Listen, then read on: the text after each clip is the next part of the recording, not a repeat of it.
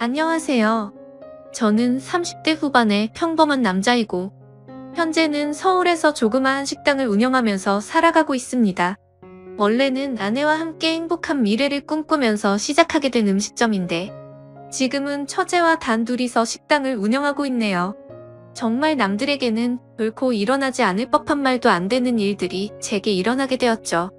사실 저는 주변 누구보다도 착하지 못한 그런 삐뚤어진 시선으로 세상을 바라보며 살아가고 있었습니다.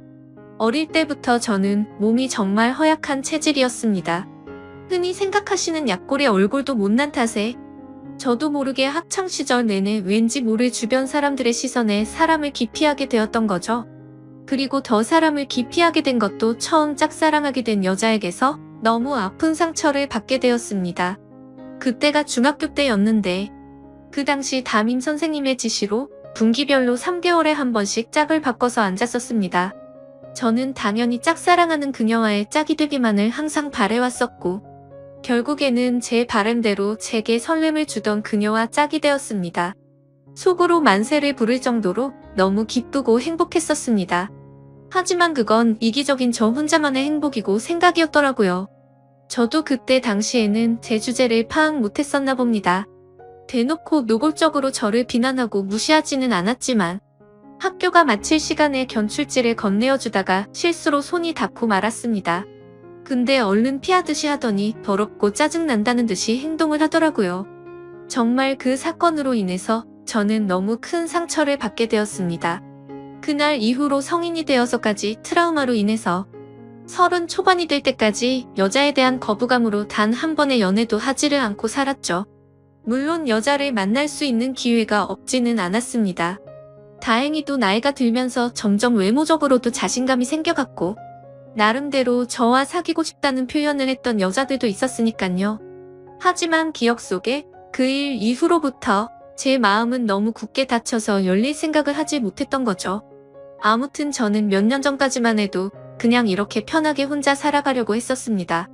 직업에 대한 자부심도 있었고 굳이 결혼에 대한 필요성도 느끼지를 못했었거든요. 남들처럼 집안이 화목하거나 그렇지도 못해서 가족에 대한 중요성도 와닿지 못했었고 요즘에는 일부러 결혼을 하지 않고 살아가려는 사람들도 많은 시대라고 생각했습니다. 아무튼 미래에 대한 생각도 별로 없었고 그냥 그저 그런 하루하루를 지내고 있던 어느 날이었습니다. 월요일 무거운 몸을 이끌고 회사로 출근을 했습니다. 그런데 사무실에 집기 하나도 빠짐없이 텅텅 비어있더라고요. 5년 동안 다니던 회사였기에 이게 무슨 일인가 싶어서 진심으로 꿈을 꾸는 건가 라는 생각으로 머리가 멍했고 망치로 얻어맞은 기분이었습니다. 황당해서 뭐지 싶은 마음에 전화기를 꺼내는데 뒤이어 직원들이 하나둘씩 출근을 하더라고요. 사태 파악을 하고 봤더니 사장이 기어코 직원들의 임금도 다 떼먹고는 야반도주를 했던 거였습니다. 그 당시에 저희 회사는 인테리어를 하는 회사였는데 솔직히 이 업계가 많이 불안한 건 맞았죠. 하지만 5년이란 시간 동안 동거동락했던 제게 말 한마디 없이 이렇게 도망가 버리다니 너무 충격적이었고 세상이 무너지는 기분이었습니다. 왜냐하면 월급이 조금 떼인 거라면 크게 상관없었겠죠.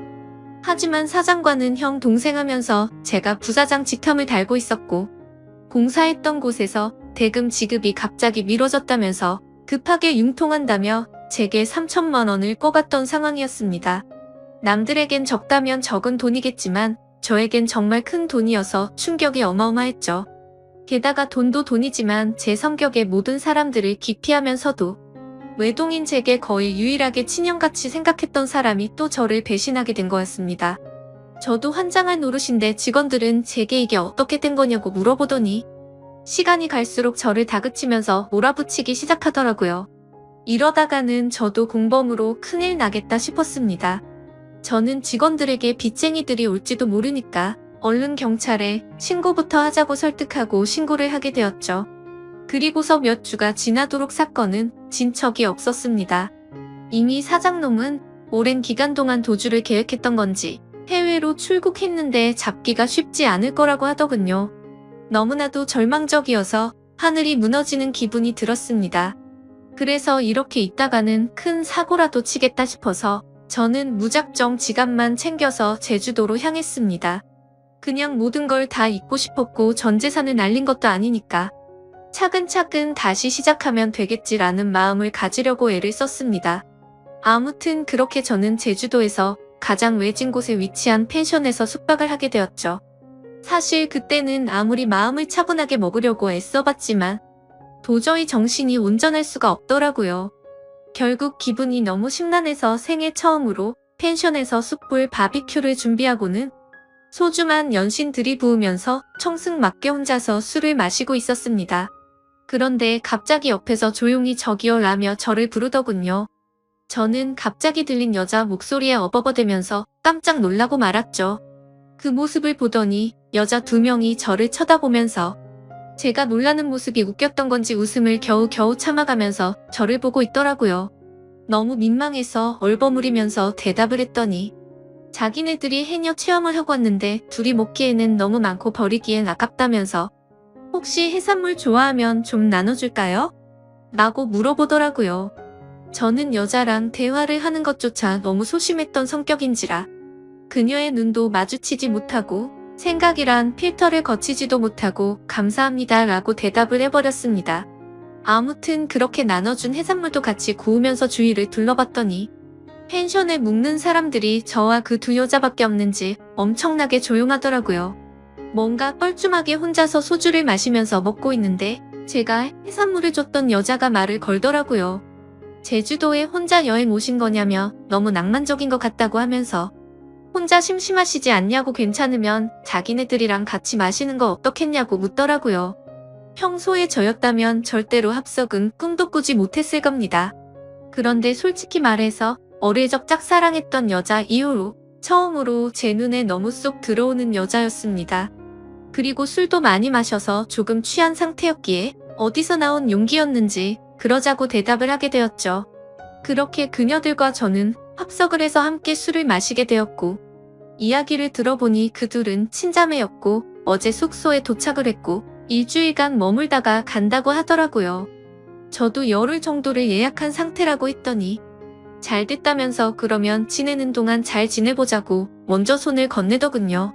저는 너무 숙맥처럼 쭈뼛거리며 손을 마주 잡고 인사를 했고 술이 취하면 취할수록 2 자매와 저는 재미난 이야기들을 하게 되었습니다. 그때 드는 생각이 저도 모르게 말로 나와버렸습니다.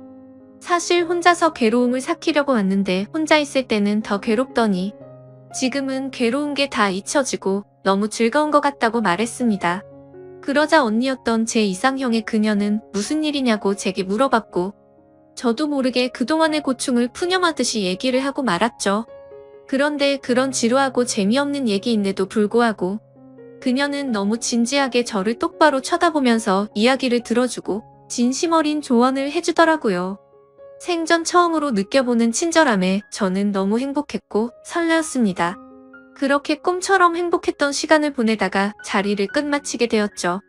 다음날 저는 전날 있었던 일에 민망해져서는 만나면 인사를 먼저 건네야 하나? 아니면 아는 척을 하지 말아야 하는 건가 온갖 생각과 고민을 했었습니다. 그러나 그런 고민들이 무심하게도 밖에 담배를 피러 나갔더니 그녀는 반갑게 저를 보고 웃으며 인사를 하는데 심장이 쿵 하고 내려앉는 것 같았죠. 여행하러 와서는 하루 종일 주무시냐며 인사를 건네는데 저도 어색한 인사로 답을 했습니다. 그러더니 오늘 우리 같이 밥 먹으러 가기로 한 거 잊었냐면서 묻더라고요. 저는 취한 나머지 해선 안 될 짓을 했구나 싶었고 괜히 여행 방해되고 싶지 않다며 어제 했던 말은 잊으라고 말하며 재밌게 여행을 즐기라고 했죠. 하지만 그녀는 끝내 고집을 피우더니 결국 그날 하루 종일 2 자매와 저는 여행을 함께 보내게 되었습니다. 그러다 보니 자연스럽게 그녀들과 저는 같이 붙어 다니며 매일같이 여행을 함께 즐기게 되었고 정말 꿈만 같던 시간은 너무 순식간에 지나가 버리더군요. 그렇게 2 자매의 마지막 날이 되었습니다. 솔직히 좀 많이 서운하더라고요. 고작 며칠밖에 안 되는 시간 동안 저는 그녀에게 더욱 빠져들었고 마지막 인사를 건네는데 저는 도저히 용기가 나지 않았습니다. 그때 그녀는 갑자기 제게 포옹을 하면서 덕분에 즐거운 여행이었다고 말을 건네주더군요. 너무 외롭게 살아오던 저는 순간적으로 마음이 울컥해서 눈물이 날 뻔했습니다. 그렇게 그녀들을 떠나보내고 혼자서 남은 여행을 보냈는데 이건 도저히 여행이 아니다 싶더라고요. 행복한 시간들이 끝나고 나서 또다시 괴로움이 시작된 건 아니었습니다. 오히려 그녀와 지낸 시간들 덕분에 괴로움은 이미 잊은 지 오래였고 그녀를 또다시 보고 싶다는 생각이 너무 간절해지더라고요. 그래서 저는 인생을 살면서 가장 큰 용기를 내게 되었죠. 평생 혼자서 살다가 연애는 꿈에서조차 생각 못하던 제가 그녀와 함께 행복한 시간을 갖고 싶었습니다. 집으로 돌아온 저는 진짜 하루 종일 고민을 하다가 용기를 내서 그녀에게 전화를 걸었습니다. 어두침침한 제 성격과는 다르게 그녀는 반갑다는 듯이 밝게 전화를 받아주었습니다. 저는 조심히 잘 가셨는지 해서 연락드렸다고 하니까 그녀는 그렇지 않아도 조심히 여행 잘 마쳤는지 궁금했다고 되물어 봐주더군요.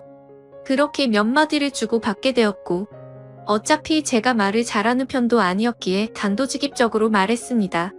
제가 주말에 서울에 일이 있어서 가게 됐는데 시간 괜찮으면 밥이나 먹을까요? 라고 물어봤습니다. 그러자 잠깐의 고민도 없이 그녀는 그러자고 대답을 했고 약속을 잡은 뒤에 통화를 끊게 되었죠. 얼마나 긴장을 했던 건지 손이 떨리고 등에 땀이 흘러내릴 정도였습니다. 며칠 뒤에 약속 시간에 그녀와 다시금 만나게 되었고 행복한 시간은 또 다시 순식간에 흘러가더라고요. 그날은 그냥 정말 보고 싶다는 생각이 갔던 거지 고백을 하려거나 그런 마음은 전혀 없었습니다.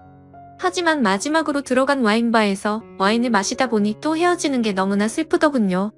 저는 그녀에게 앞으로도 계속해서 보고 싶다고 말했습니다.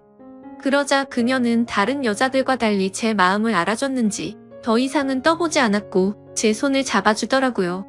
그렇게 제 인생에서 가장 사랑하는 그녀와 저는 연인이 되었고 남들에겐 힘들다고 하던 장거리 연애가 제게는 너무나 행복한 나날이었습니다. 아무리 멀다 한들 그녀를 매주 볼 수 있다는 건 제게는 너무 과분한 일이었죠. 우리는 그렇게 행복한 연애를 3년간 이어갔고 그녀 덕분에 저는 과거와 비교하면 너무나도 정반대의 사람이 되어 있었습니다. 새로운 직장에서 사람들과 웃으면서 대화도 잘 이어갔고 성실하고 착한 그녀를 따라서 고아원의 봉사활동을 다녔는데 제 마음이 너무 평온해지는 걸 느꼈습니다. 하루하루가 너무 행복해졌고 이렇게 살아갈 수만 있다면 가정이라는 걸 꾸려서 평생을 행복하게 지내고 싶다라는 생각이 들더라고요. 저는 그렇게 달라진 제 스스로에게 결심을 하고 그녀에게 청혼을 하였습니다. 그녀는 제 청혼을 받아주었고 저희는 결국 사랑의 결실을 맺게 되어 결혼을 하게 되었죠. 그 당시에 아내는 서울에서 처제와 함께 조그만한 식당을 운영하고 있었습니다. 그래서 아내와 상의 끝에 제가 이직을 하기로 했고 결혼을 하면서 제가 서울로 올라오게 되었죠. 아내와 저는 인생에서 가장 행복한 부부처럼 그 누구도 부럽지 않게 지냈습니다. 결혼한 지 2년 동안 한 차례도 다툼이 없을 정도로 주변에서 누구나가 예쁘게 봐주었죠. 그렇게 행복한 나날들을 보내다가 제가 다니던 회사가 또 다시 부도가 나면서 저는 일자리를 또 잃게 되었습니다. 그때부터는 이렇게 불안한 직업을 하는 게 맞는 건가라는 고민에 빠져들었고 막상 또 새로운 일자리를 구하려고 하니 직장 생활에 지쳐 있었죠. 그러다 힘들어하던 중 아내와 더 오랜 시간을 붙어있고 싶었고 그동안 모은 돈을 보태어서 새로운 식당을 여는 게 어떨까 생각이 들었습니다. 저는 인테리어 회사를 다니던 경험을 살려서 아내가 모르게 직접 발품 팔아서 새로운 식당 자리도 알아보고 양식에 어울리는 인테리어 포트폴리오를 만들어서 아내에게 말했습니다. 더 이상 내 일에 흥미를 잃어서 직장에 다니는 건 그만하고 당신과 첫째를 도와서 가게를 더 크게 해보고 싶다고 하면서 설명을 해줬죠. 한참 아무 말 없이 지켜보던 아내는 제 선택을 존중해주면서 그러자고 했고 그날부터 저와 아내 그리고 처제는 새로운 식당을 열기 위해서 분주하게 준비를 했습니다. 결국 저희는 나름 작지만 예쁜 식당을 열게 되었고 기대 이상으로 식당은 장사가 잘 되었습니다.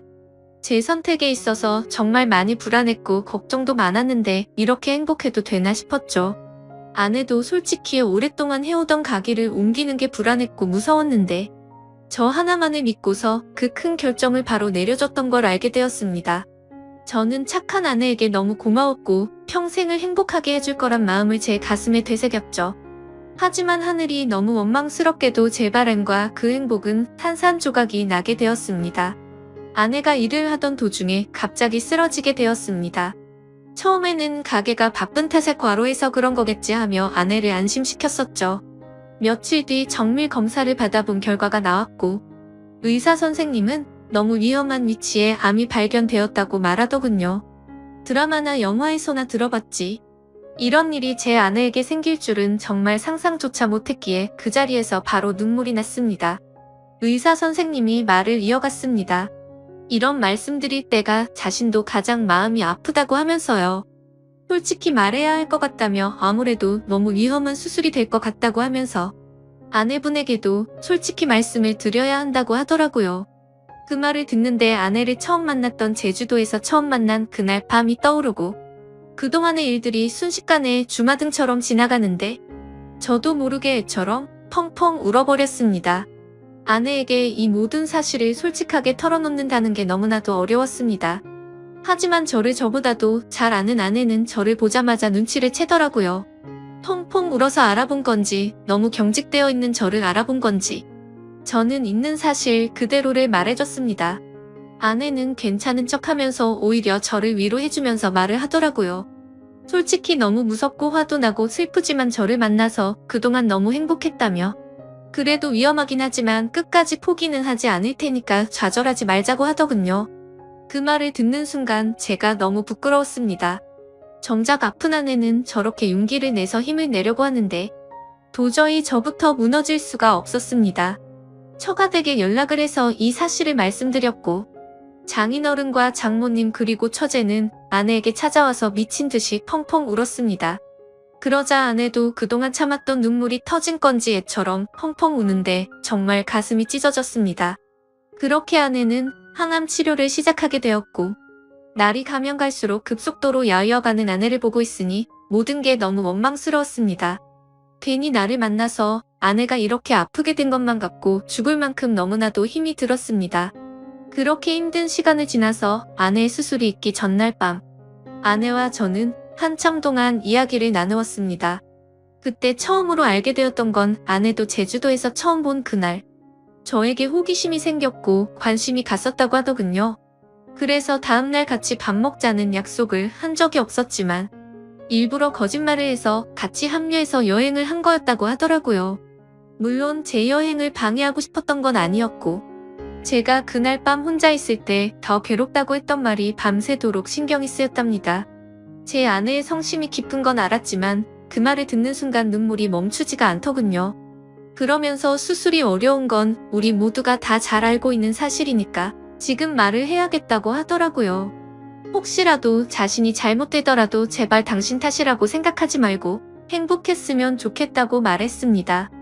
그리고 우리가 함께 시작했던 가게도 자신에겐 너무 행복한 추억이 가득한 곳이니 슬픈 감정보다도 행복한 추억을 떠올리면서 계속 지켜달라고 했죠. 그렇게 밤새도록 저희는 끊임없이 많은 대화들을 나누었고 결국에 제가 인생에서 가장 사랑하던 제 아내는 이 세상을 떠나고 말았습니다. 아내를 떠나보내고 하루하루가 너무 괴롭고 인생이 무너진 듯 슬펐습니다.